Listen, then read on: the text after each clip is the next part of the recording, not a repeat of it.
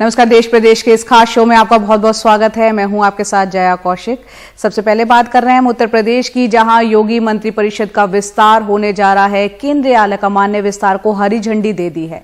आने वाले कुछ दिनों में मंत्रिपरिषद की खाली जगहों को भरा जाएगा। कोरोना के कारण कुछ मंत्रियों के निधन से 7 मंत्री पद यहां पर खाली हैं। विधानसभा चुनाव के मद्देनजर जातीय समीकरणों को यहां पर साधा जाएगा। 5 से 6 नए मंत्री बन सकते हैं।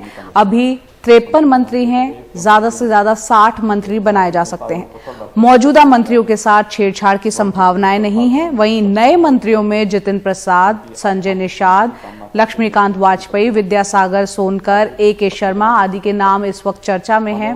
मंत्रिपरिषद के विस्तार को लेकर कल 3.5 घंटे चली बैठक के बाद ये फैसला हुआ है। अमित शाह, JP नड्डा, योगी आदित्यनाथ, स्वतंत्र देव सिंह और सुनील बंसल की एक बैठक हुई थी। गृह मंत्री के आवास पर 3.5 घंटे तक वो बैठक चली थी। इस महामारी से जूझते। अगली खबर भी उत्तर प्रदेश से, जहां विकास दुबे एनकाउंटर की जांच कमेटी ने पुलिस को क्लीन चिट दे दी है। कमेटी ने कहा है कि एनकाउंटर की पुलिस की कहानी पर शक की कोई गुंजाइश नहीं है। विकास दुबे की गाड़ी का एक्सीडेंट होने से पुलिस वाले थोड़ा जख्मी और थोड़े बेहोश हो गए थे। विकास थोड़ा बेहोश हुआ था और इंस्पेक्टर की रिवॉल्वर लेकर वो भागा था और मुठभेड़ में वो मारा गया। उधर चुनावों से पहले प्रदेश भर में हो रहे BSP के ब्राह्मण सम्मेलन में पार्टी विकास दुबे एनकाउंटर को फर्जी बता रही है। विकास दुबे की गाड़ी हाईवे पे पलटी पड़ी है। आगे चल रही पुलिस की गाड़ी गोलियों से छलनी है। शीशे टूटे हैं। इस एनकाउंटर में विकास दुबे को गोली लगी और मारा गया। Retired justice BS Chauhan, SK Agarwal और पूर्व DGP KL गुप्ता की कमेटी ने इस पे लिखा है कि विकास दुबे की गाड़ी का बारिश में एक्सीडेंट हो गया। इससे पुलिस वाले जख्मी हो गए और हल्के बेहोश भी। विकास थोड़ा बेहोश इंस्पेक्टर रमाकांत की रिवॉल्वर छीन के भागा। पुलिस ने विकास को दौड़ाया तो वो उन पे गोलियां चलाने लगा। उसने 2 पुलिस वालों को घायल कर दिया। अपने बचाव में पुलिस ने गोली चलाई, वो जख्मी हो गया। अस्पताल ले जाया गया तो डॉक्टरों ने बताया कि वो मर चुका है। विकास दुबे के एनकाउंटर की पुलिस की कहानी पे शक की कोई गुंजाइश नहीं। जय श्री राम। BSP अपने ब्राह्मण सम्मेलनों में विकास दुबे और उनके साथियों के एनकाउंटर को जोर शोर से उठा रही है। पार्टी महासचिव सतीश मिश्रा इन सम्मेलनों में सरकार पे ब्राह्मण विरोधी होने के इल्जाम लगा रहे हैं और इन एनकाउंटरों पे सवाल खड़े कर रहे हैं। इतना बड़ा चिट्ठा है, कहां तक गिनाएंगे? 1 घंटा लग जाएगा खाली उनके किस्से बताने में आपको कि कहां पर कैसे कैसे 400 से ज्यादा ब्राह्मण समाज के लोगों को मार गिराया गया। इनकी तरह नहीं कि कहते हैं रोको और ठोक दो, लेकिन पहले जात पूछ लो। जात पूछ लो और उसके बाद ठोक दो। BSP के ब्राह्मण सम्मेलन लगातार चल रहे हैं। आज बलिया में पार्टी का ब्राह्मण सम्मेलन हुआ, जिसमें पार्टी महासचिव सतीश मिश्रा ने ब्राह्मणों पर जुल्म के आरोप लगाए। बाद में मीडिया से कहा कि उन्हें इस जांच रिपोर्ट पे भरोसा नहीं है। अरे किसकी पुलिस की बात कर रहे हैं? वही तो किसके अंडर में है? वो किसके अंडर में? यूपी के अंडर में, यूपी के मुख्यमंत्री के अंडर में है। तो जो जब हाथरस में वो हो सकता है तो वहां पर क्यों नहीं होगा? इस रिपोर्ट की कोई वैल्यू है? हमारी सरकार आने दीजिए, दोबारा से इन सब चीजों को देखा जाए। समाजवादी पार्टी ने भी पार्टी के वरिष्ठ नेता जनेश्वर मिश्रा की जयंती पर पूरे प्रदेश में साइकिल रैली निकाली थी। इसे भी BSP के ब्राह्मण सम्मेलनों का जवाब माना जा रहा है। विकास दुबे कांड की ये जांच रिपोर्ट उत्तर प्रदेश विधानसभा में उस वक्त पेश की गई जब विधानसभा स्थगित होने जा रही थी। इसके ऊपर ना तो कोई चर्चा हुई, ना कोई इसका कहीं पे जिक्र हुआ, लेकिन सियासी हलकों में और आवाम के बीच जरूर ये चर्चा का विषय है। लखनऊ में कैमरामैन राजेश गुप्ता के साथ कमाल खान, NDTV इंडिया। और अब आपको बताते हैं कि बाढ़ किस कदर खेती पर कहर बरपा रही है। खरीफ के मौसम में आई बाढ़ का कहर रबी में भी दिखने की आशंका है, खासकर ग्वालियर चंबल में, जहां पर राजस्थान से मध्य प्रदेश के भिंड तक 15,000 किलोमीटर की लंबाई में फैली चंबल नहर 300 से ज्यादा जगहों से टूट गई है। आइए देखते हैं रिपोर्ट।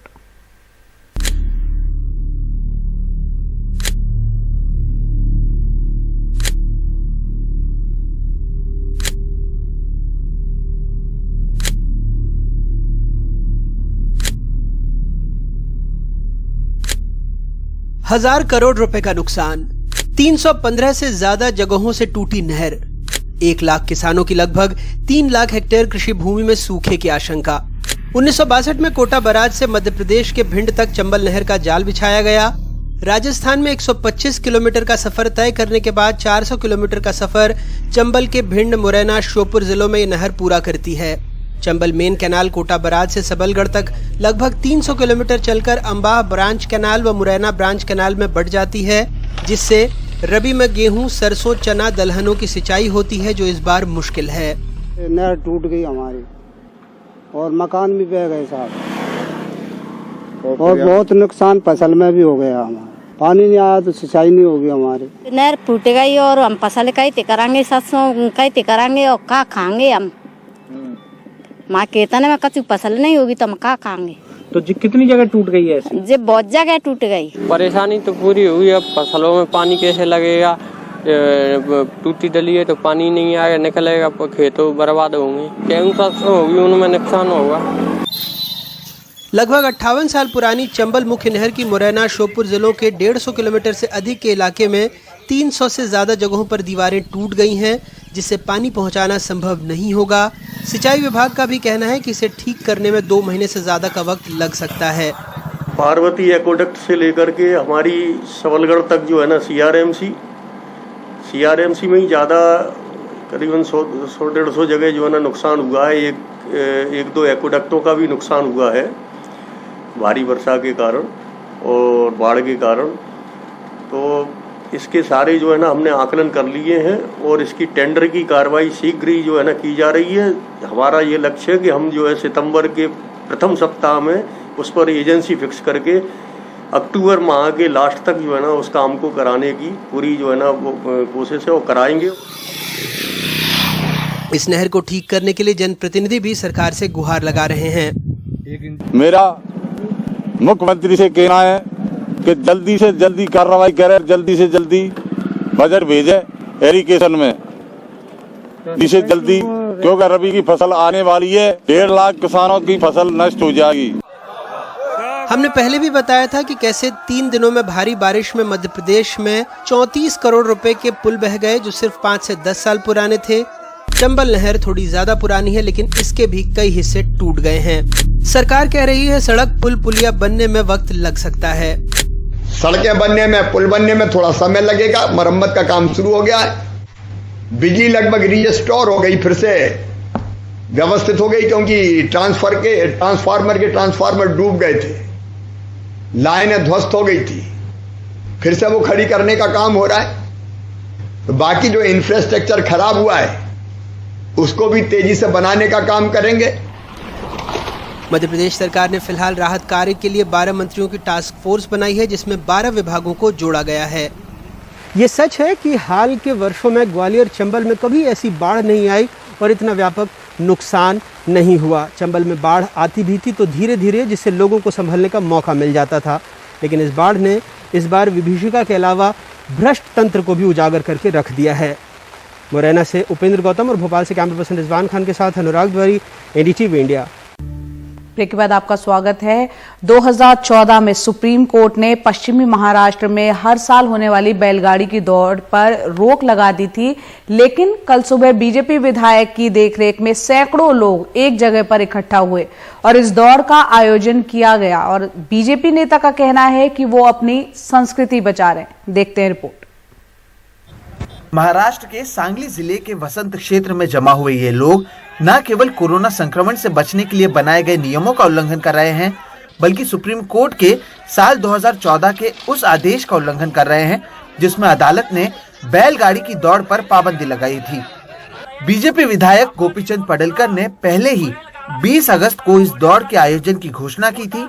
बड़े पैमाने पर जब पुलिस मौके पर पहुंची तो पता चला कि आयोजकों ने मुख्य स्थल से कुछ किलोमीटर दूर भोर में ही इसका आयोजन किया और कई लोग इसमें शामिल भी हुए। अब बीजेपी का कहना है कि अगर इसे करने से रोका गया तो मुंबई में आकर वो प्रदर्शन करेंगे। राज्य सरकार की ओर से सुप्रीम कोर्ट में ये जल्द ही जल्द डेट लेके ये मामले में बैलगाड़ा शर्यत चालू होने के बारे में सरकार की ओर से कोई प्रयास होना चाहिए और मैं आपके माध्यम से ही मांग करता हूँ जल्द ही जल्द आप बैलगाड़ा शर्यत चालू कर दे जाए, वरना हम महात्मा ज्योतिबा फुले का जो जन्मगांव है कटगुन, वहाँ से बैलगाड़ा लेके मुंबई की ओर हम चलते आएंगे। पुलिस की ओर से पहले ही चेतावनी दी गई थी कि इस तरह का कोई आयोजन नहीं किया जाए। इलाके में धारा 144 को भी लागू किया गया था, लेकिन इसके बावजूद इसे आयोजित किया गया। अब प्रशासन कार्रवाई की बात कर रही है। मेरी पुलिस अधीक्षक से बात हुई है, इस मामले की जांच की जा रही है और इसके लिए जिम्मेदार लोगों के खिलाफ पुलिस प्रशासन की ओर से कार्रवाई की जाएगी। पिछले कुछ दिनों से बीजेपी की ओर से राज्य सरकार के कोरोना के चलते लगाए गए पाबंदियों का विरोध किया जा रहा है। राज्य में राजनीतिक रैलियों पर पाबंदी होने के बावजूद नारायण राणे रैली करते नजर आते हैं, तो वहीं राम कदम मंदिर नहीं खोले जाने का विरोध करते हैं। जाहिर है कि बीजेपी अब इन पाबंदियों को चुनावी मुद्दा बनाना चाहती है, लेकिन क्या कोरोना काल में नियमों की अनदेखी करते हुए ये करना सही है? सांगली से रॉबिन्सन डेविड के साथ मुंबई से सोहित मिश्रा, एनडीटीवी इंडिया।